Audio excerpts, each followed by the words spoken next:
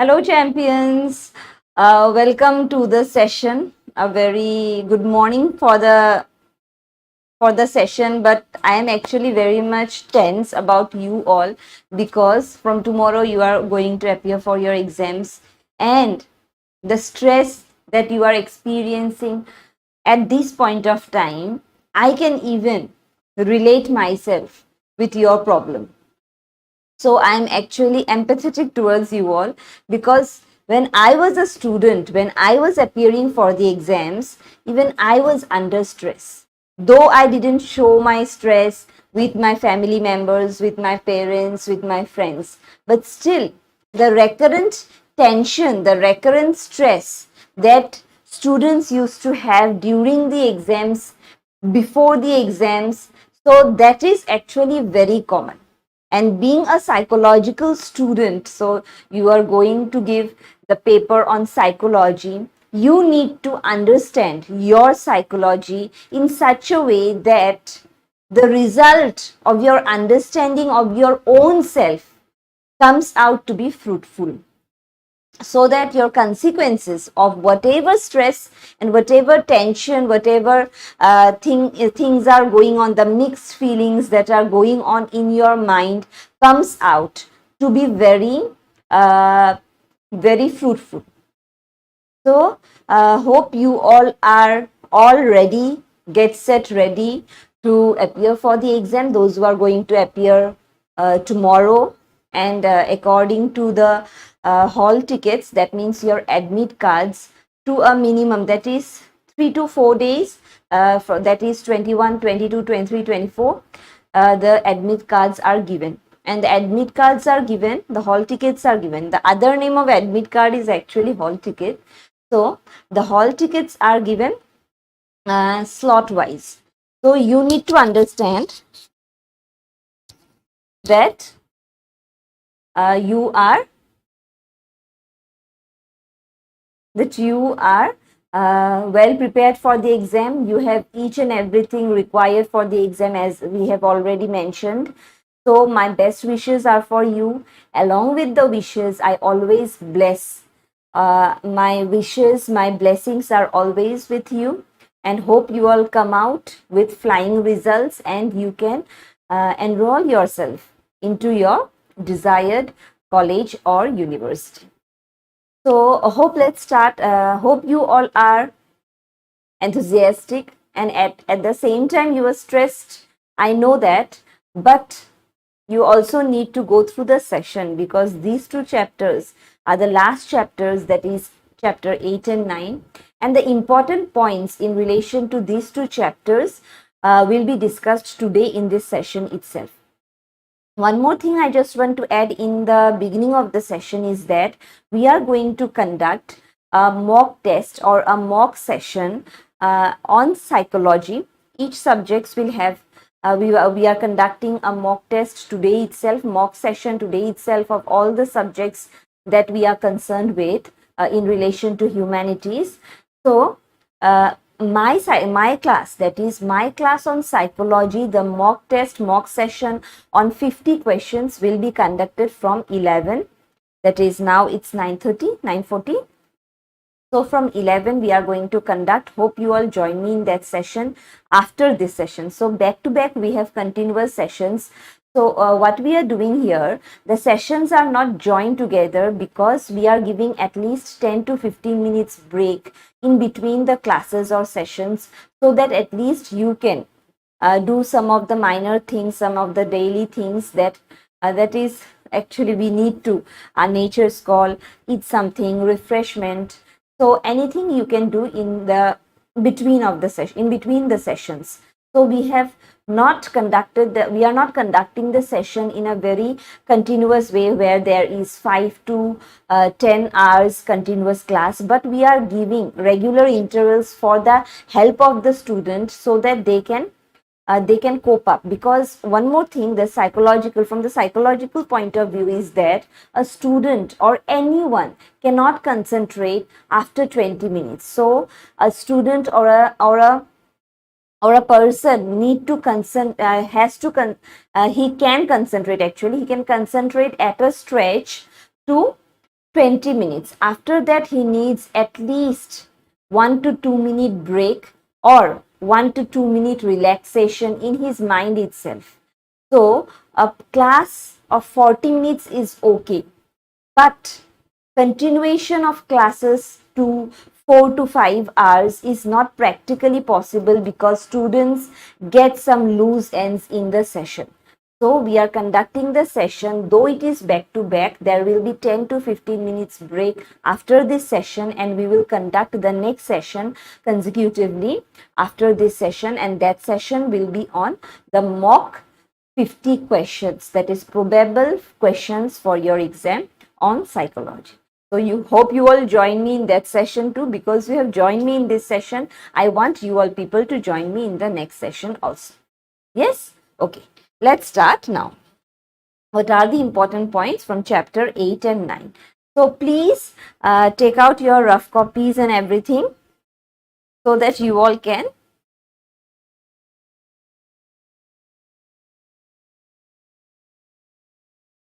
jot down the important points in relation to the chapters.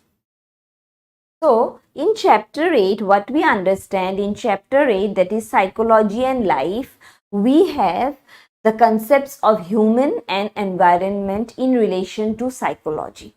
Now, here what happens, human environment and relationship has some kind of a relationship between human and environment, and the behaviorisms or the psychological point is can be understood from that humanistic perspective, where humans are always in relation to the environment, and the environment is actually helping us or the or entire humankind to develop the psychological behaviorisms, to develop the psychological concepts, the biological concepts, the cognitive concepts, but everything is in relation to the environment.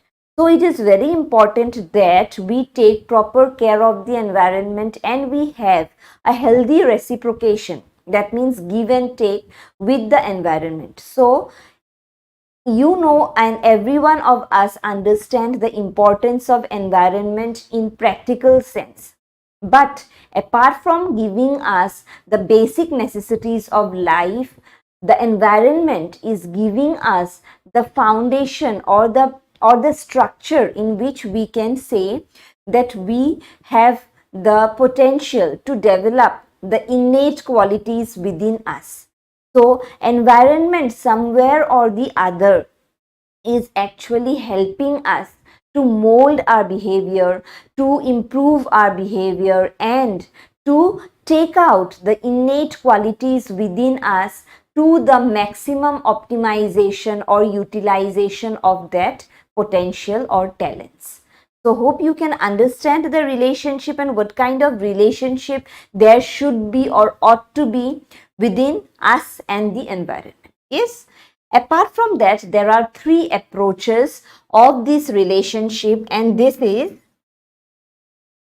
important in the sense of your exam because this is frequently asked in your exams. And what are the three approaches? The first approach is the minimalistic approach or perspective, we can say. What is the minimalistic perspective? From the term itself, minimal, what we can see that there is a kind of a negation, or we can say there is some kind of a minimal relationship of humans and the environment, where a section of people hardly recognize the importance of the environment with our psychological development. So there is a section of people who negate or who defy the relationship, the recognition, the importance and the contribution of nature in our lives, and that we can say as the minimalistic perspective. Apart from that, we have the instrumental perspective, and here nature is taken as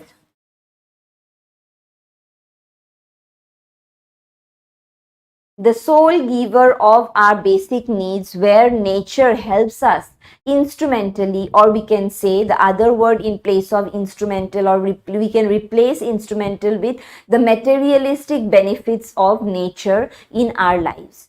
So in that way, the instrumentalism is where people are actually accepting the importance of nature, and people know that there should be some kind of a practical relationship, or the relationship should be cordial in order to get the benefits or reap the benefits from environment. So that is the instrumental perspective. So apart from instrumental perspective, which is very important in relation to your exam, is the spiritual perspective.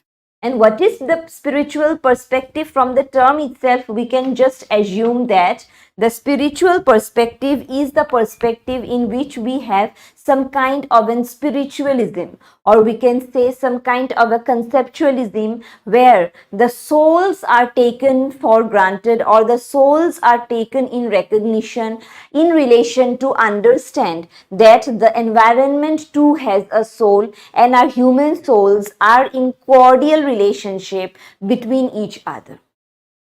This kind of a spiritual perspective of nature and environment, of human beings and environment, can be taken with the examples of the Chipko movement, the Narmada Bachao Andolan, the Bishnois of Rajasthan, and we can say the Silent Valley, and then we can also say the one more thing was there, one more relation is there. So these are there are actually a list of these perspective where we can relate the spiritual perspective with our psychological understanding of the human and environment relationship.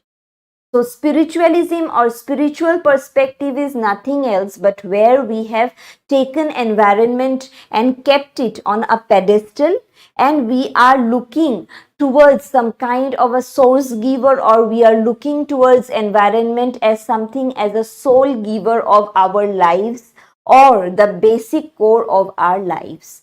So in this way, what we can do is that we can understand the spiritual nature of environment in relation to our understanding of the psychological perspective.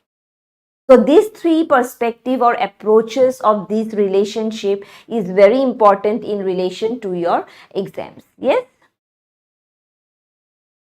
Hope you all are enjoying the session and you can understand the important things of this chapter. Next, we have the environmental influences. Now, when we are talking about the environmental influences on our lives, what we can say that these are the influences on our perception. Perception means the understanding concept. Yes. Then we have the emotions. What are the emotions? Emotions are the concept of Emotions are the concept of our way in which our inner feelings are regulated. Next, we have occupation or job. What kind of profession or what kind of work we do has some kind of a relationship with our environment, or in whichever environment we are living. So occupation here means that when we are living in a city, we have some materialistic jobs. But when we reside or when we live in a in a place full of natural beauty, or we can say very near to the village, very near to the forest, or remote from the city, so that kind of a place where we reside, in that sense a profession can be related here, where we can say that we are cattle rearers. There is a farmer, there is people based in agrarian sector of the economy. So people who are actually in relation to the environment as their sole income giver or their source of income. So that kind of an occupation or job can be related here with the relationship or influences of environment in our profession. So after that we have living style and attitudes. Now what do you understand by living style and attitude is that when we are residing in a place, it may be a city or it may be a village or it may be a semi-urban area. Depending on the place in which we live, our attitudes, our lifestyle changes. And depending on the behavior in which we have and in the behavior in which society we belong to, that is a sense where we can say that these kind of attitudes are very much stereotypical or very much consolidated to a basic region or to a basic place. So depending on the place in which we live, depending on the environment in relation we are having with our lives, our profession, our lifestyle, our way of thinking, our way of dressing, our way of having food or eating, our appetite, our cuisine, everything changes depending on the place in which we live.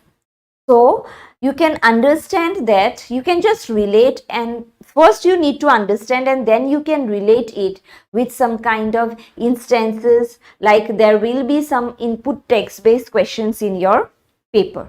So in the actual paper, when you get the input text based questions and when you see that there is some kind of a relationship given, we need to relate that kind of an input text based scenario or situation with our understanding.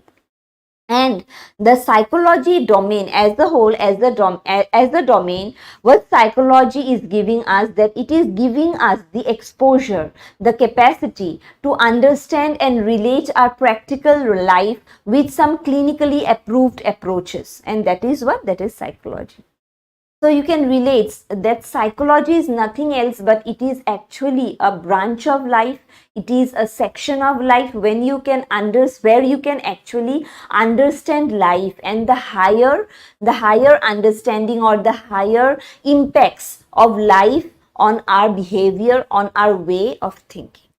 So hope you can relate this. After this we have, hope this is clear. You have jotted down whatever important points I have underlined and whatever I have spoken here in the class, in the session itself.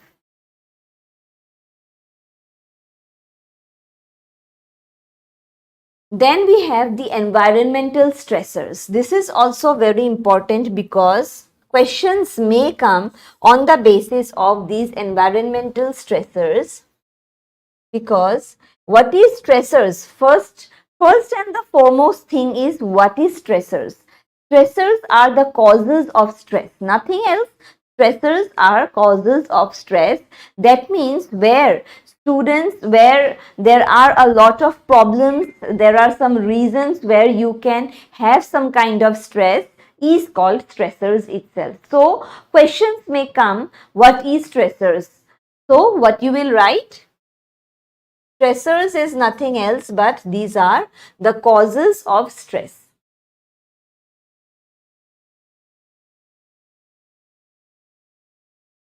Apart from that, what are some of the environmental stressors mentioned in your 12th standard book is that noise, pollution,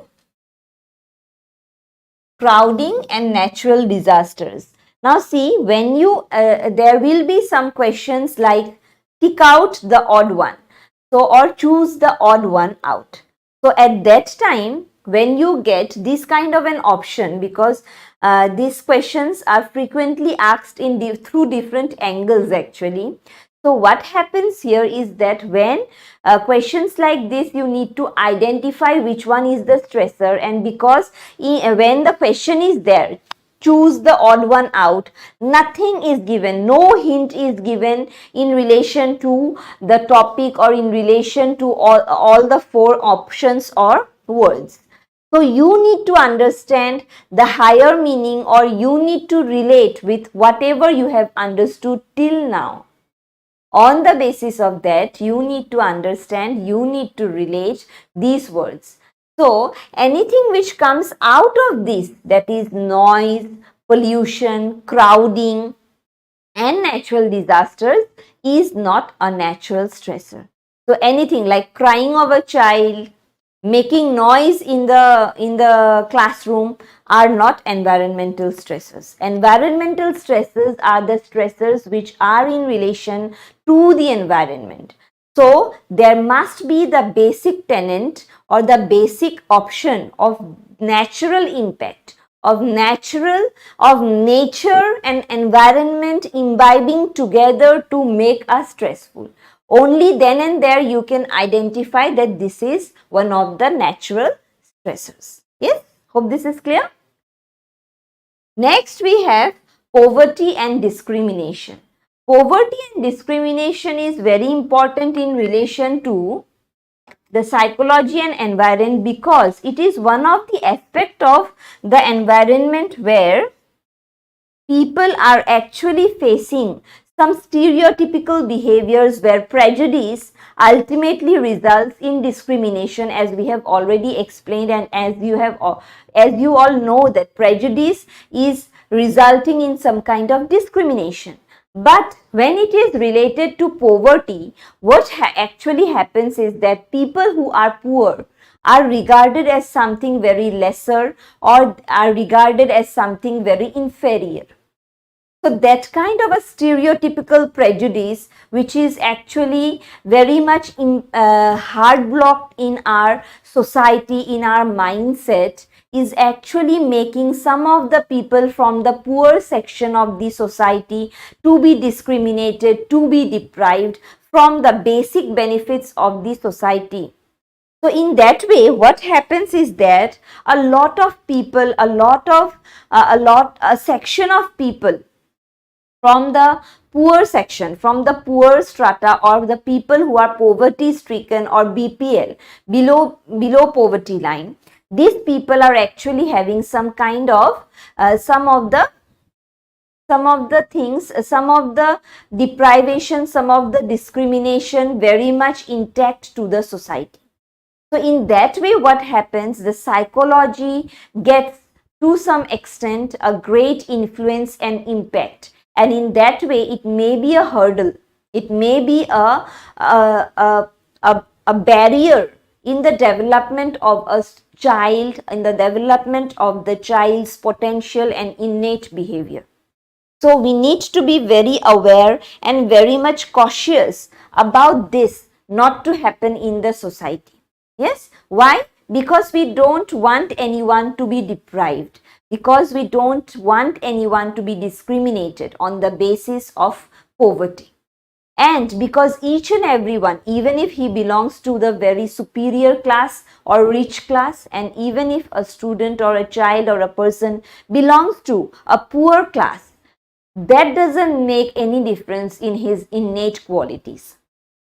You can see that our constitution has even safeguarded this right, that is right to equality, and has given equal behavior, equal rights, equal fundamental rights and duties to each and every citizen of our nation, irrespective of our background, of our economical background, not apart from the caste and the societal background. I am speaking about here the economical background.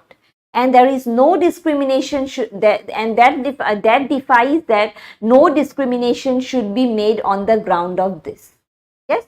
So to be very careful, what we should do is that we should not commit this kind of mistake, and we should not have this kind of a stereotypical behavior.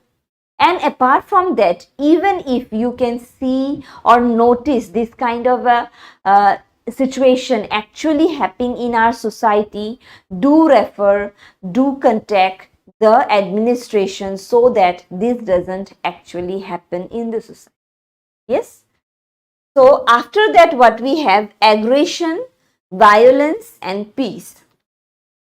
Now, these things are also very important in relation to the environment, as because it is one of the factors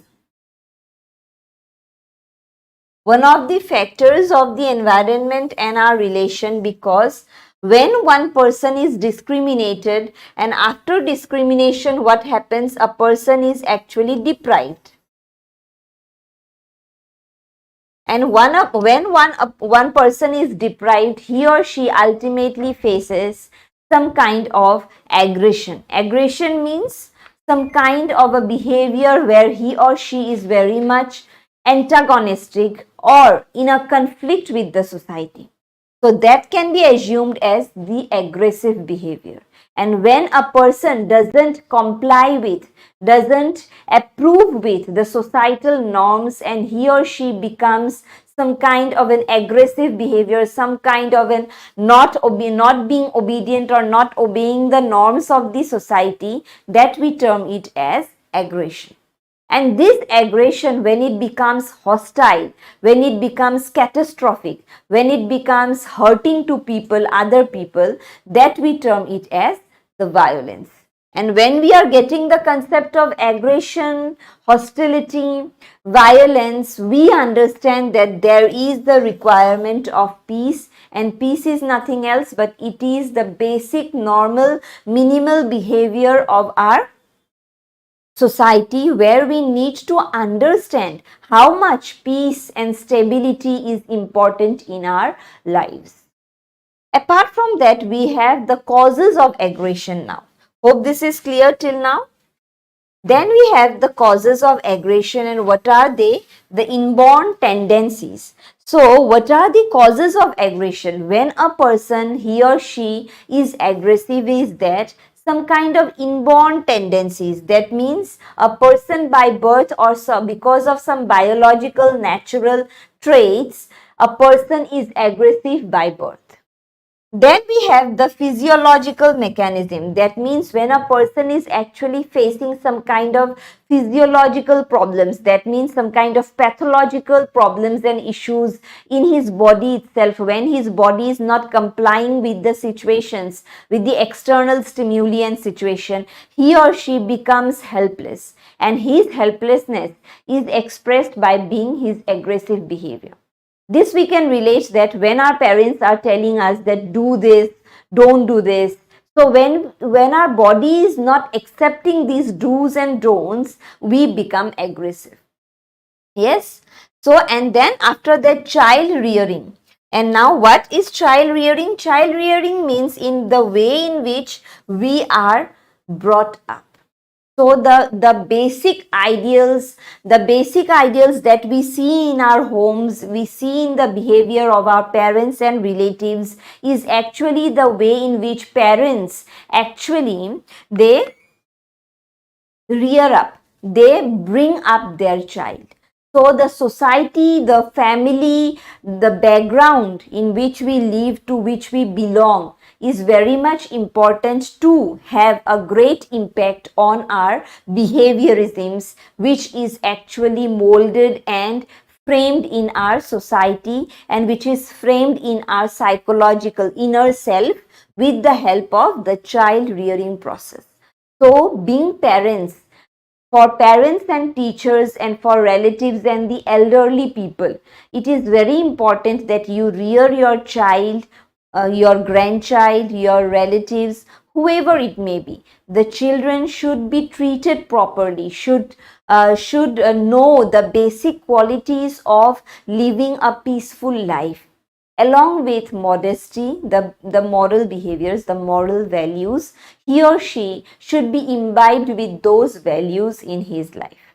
Yes. So, this is chapter 8. Hope this is clear till now.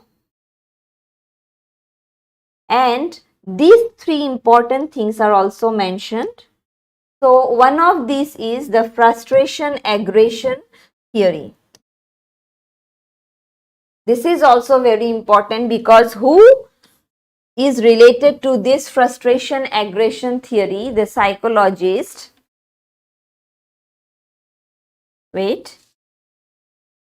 John Dollard. Yes, John Dollard. At times even I become blank while naming the psychologist, so I have to refer back to the book.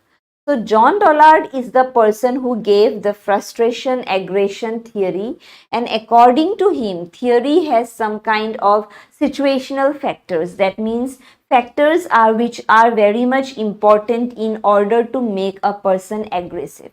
So the basic factors, the basic causes are learning. Learning means learning from the society in which we live. Then we have observation. Observation, why it is important? Because the people with whom we live, with whom we dwell, their behavior is observed, and that is actually taken by our activities. So whatever we observe, whatever we see in and around us is converted into our own activities, into our own behavior. So that is why observation is one of the cause of aggression, because if you see aggressive people, aggressive situation in and around around your society or around yourself, what it actually hampers is that it hampers you in your behavior. Then we have anger and anger provoking action. Anger provoking action is also something which is observed. Then we have availability of weapons. Why availability of weapons? Because these weapons are the sharp things which make a person aggressive or bring out his aggression through these modes. So it is very important not to keep weapons around us or near aggressive situation, because people know when a person is very when he is very furious, not he is angry, the higher level, the higher intensity of anger, furious, he or she becomes aggressive. And when a person is aggressive, he wants to express his aggression with some of his activities. And when his activities is not properly executed from his own work and from his own behavior, he shouts, he takes out some of the weapons, whatever he has in his possession, and he tries to harm someone. And in that way, there is some kind of an hostility, a hostile behavior or aggressive behavior, and so we need to keep these weapons far from this kind of situation. Then we have the personality and cultural behavior. Personality and cultural behavior is also in relation to the observation thing. Why? Because the personality is actually formed with the help of learning and observation. And when personality is learning and observation, we can also say that it is one of the factor of our culture. So culture, personality is grown, or it is molded, or it is developed with the help of our observations. So what we can say here is that culture, our background, our personality is one of the outcome of the entire observing, or we can say learning process of our own behavior, of our own psychology. And the last one, which is very important and one of the evolving topic of this contemporary society, is the impact of television. And impact of television is actually trying to mean us here, it is media. Though it is mentioned in your book as television, it is actually the impact of media in our lives.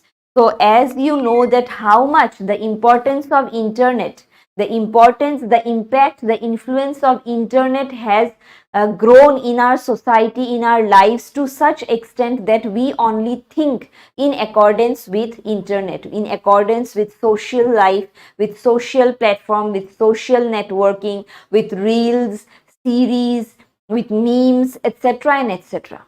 So these impact should be moderated or controlled in such a way that you are not overblown with the situation of this media impact, so that you can understand that what media actually is and how media can be coordinated in for our betterment. So a section of people in our society who are very much into this media and television and everything, that their lives has become a virtual life. They don't have any identity, though they don't exist in the real perspective, but they exist in the virtual platform of the society, in the virtual line where their origin, where their entity, their existence itself can be counted in virtual life. There is no practical relation, there is no societal relation, there is no behaviorisms or moral values. So in that way, a section of people is actually inflated, or we can say they are actually diverted from the normal living style or lifestyle.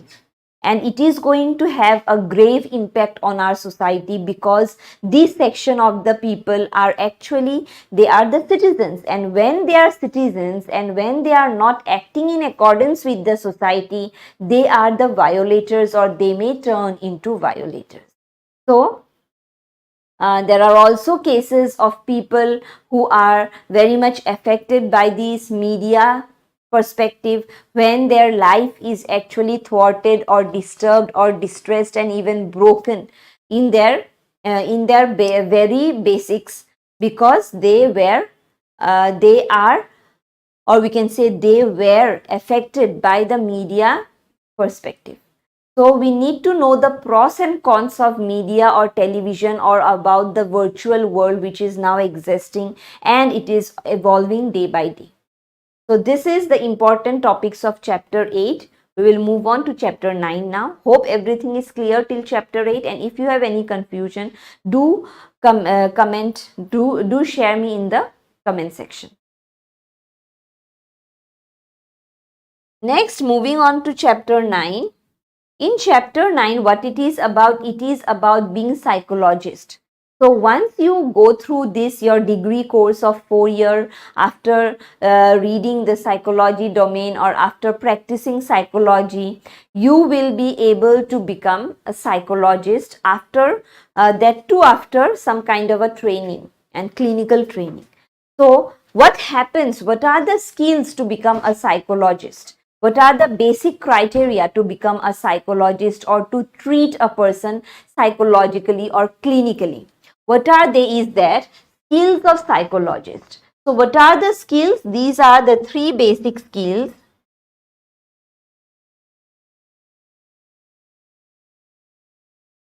General, observational and specific. So for a psychologist, he or she should have or possess these 3 basic criteria or skills. The first one is what? General skills, which includes the general behavior of understanding a patient, of relating with a patient, or we can also say to be very empathetic towards the patient. So that is the general category where the psychologist also need to have some kind of basic intelligence or understanding, or we can say some kind of a relation with the practical life and society. As a whole, we can say that the general skills are the basic skills to become psychologist apart from the certificate thing. Then we have the observational skills, and these observational skills is mentioned in 2 ways. There are 2 naturalistic, that is 2 approaches of observational skills, and these are the naturalistic observation and the participant observation. So when you are a psychologist, you need to observe your patient in a thorough way, and for that you can be an observer by being apart from the situation. You need to place the patient in such a situation where you can understand his behaviors, his way of talking, eating, speaking, sleeping even. So all the things are taken into, they are counted actually by the psychologist. That is an observation which is very natural. But this one, that is participant observation, this is asked in your questions. What is participant observation? From the term itself, participant, we say or we understand that there is a clear participation. And what kind of participation? The actual participation of the psychologist with the patient. That means he or she, that is the patient, is accompanied or is accompanied by the psychologist himself or herself in the situation, and the psychologist is actually the part of the situation. So in that way also, the psychologist can help his patient to cure. So what is that term itself? It is the participant observation. After that, we have the specific skills. And what are they? There is a list of specific skills. What that you should know is that communication skills, psychological skills, interviewing skills, and the most important is the counseling skills. So, in the specific skills, we have these 4 criteria. The first one is communication. You need to have a healthy communication with your patient so that you can understand his very minor things. It may be a simple thing, it may be a simple situation, but still you understand that. Yes, Vaibhav, a very good morning. Okay, I was not. Yes, good morning, Vaibhav. Hope you all are preparing very minutely for the session. And if you have any problem, do share with me, even if you have a day. When is your exam, Vaibhav? On which day and where is your center actually? Do share me in the comment section. I would be obliged. So, in the specific skills, the first one is what? It is the communication skills. What is communication skills? Okay, you don't have the exam now, not now, not known, yes. Okay, you will know later on then your slots. It may be after 24th. So, what are communication skills? Coming back. So, communication skills is knowing or understanding very simple things in the patient. So, you need to understand the patient by speaking with the patient, by relating with the patient, and in that way you are actually interacting with the patient. So, in that way, you can understand very simple minor situation or feeling, or it may be something related with the emotions of the patient. It may be simple in your perspective, but it has grave impact upon the patient's mindset and psychology. So, for that you need to have a healthy communication, a clinical communication, where the communication is fruitful only when you understand each and every perspective of that kind of a communication with the patient. In that way, okay, you have some technical issue. It's some technical issue. What kind of technical issue do I have, or you are having some problem in the session? Do share. Then we have the psychological skills. What are the psychological skills? Psychological skills are actually in combination to the communication skills, where you need to understand your patient's psychology. In that way, you are actually trying to relate the psychological problems that the patient has. So, in order to communicate, when you are communicating, you are automatically knowing or understanding the psychological issues of the patient. So, that is the part, or that is the higher meaning of the psychological skills that a psychologist should possess. Next, we have the interviewing skills. Now, when you are communicating with the patient, you need to communicate in such a way that it is some kind of a question-answer relationship. There is a proper questionnaire, there is a proper set of questions that you have prepared before asking the patient. But the question, the placing of questions and the recording of the answers should be in such a way that it is very natural, it is very passive, and it is very day-to-day activity. You should not make the person or the patient known that you are actually taking an interview of the patient. So that is also one of the skill of the psychologist. And the last one is the counseling skills. Counseling skills is not a skill. There are a few myths that is mentioned in your 12th standard book, is that there are some of the myth of counseling, where people think that counseling is something which is related to some kind of admission to the course. Counseling is something which is in relation to some kind of empathetic relation of the psychologist with the patient. But it is not that. Counseling is something which is higher to the meaning of counseling. From the term itself, counseling, we understand that the patient is clinically treated with some methods where the psychologist has undertaken some strategies to understand the patient and at the same time provide him with viable or relevant advices. So these advices are going to help the psychologist in the future run, in the next run, so that he can improve or mold or develop some of the changes in his behavior or in his psychological problems. So that is counseling. So counseling, as mentioned, it is in the book, is counseling is one of such domain where a person entering the field is required to engage in self-observation in order to assess the inclinations of the basic skills.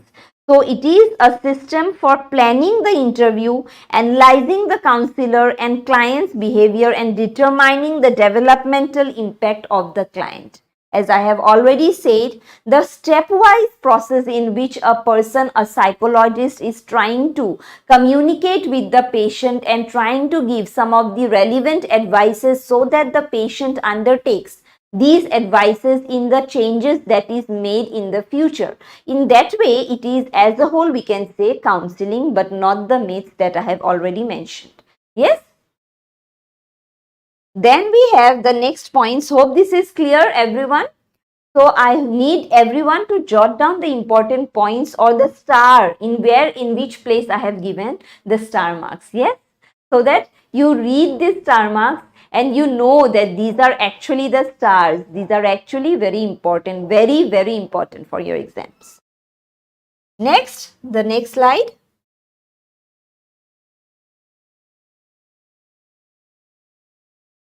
Okay, this is the end actually. Sorry, these are the important points from chapter 9. So, we come to the end of this session, and that is we have spoken about the important points from chapter 8 and 9.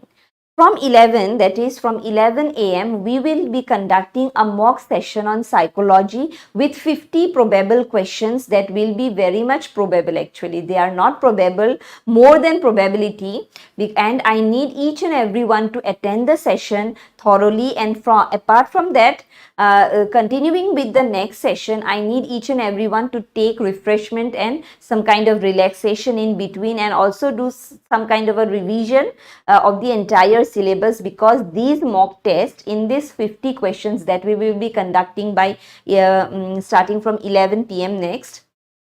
In this session, the entire comprehensive, it is a comprehensive mock test on the entire syllabus, and the questions will be very much relevant, and the questions are from the chapters itself, and I need you all to make a quick revision of the entire syllabus within this half an hour. Take refreshment and relax also. So a lot of things I am giving you all people, and those who are going to appear for the exam tomorrow itself, I need each and everyone to go and prepare to take all the things important for the exam itself, and my blessings and best wishes are always with you. Hope you all come out with fruitful results.